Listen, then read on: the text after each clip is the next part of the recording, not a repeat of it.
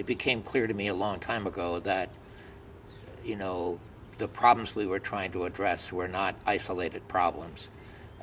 And was very impressed actually with an essay that Wendell Berry wrote back in the late 1970s called Solving for Pattern. And he pointed out that problems are never isolated problems. They're always part of a complexity of problems, so you have to solve for pattern if you actually want to solve the problems. And a good example of that today is hunger, right? You know, we usually when you see people write about hunger, it's all about not producing enough food, like it's an isolated problem.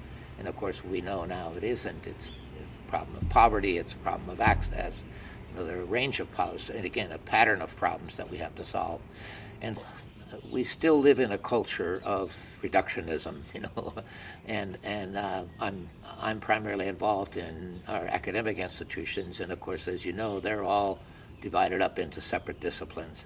But we're still not just in our academic institutions, but primarily our culture wants us to become experts in a very narrow field and really know that well, and that's okay. I mean, that makes a contribution.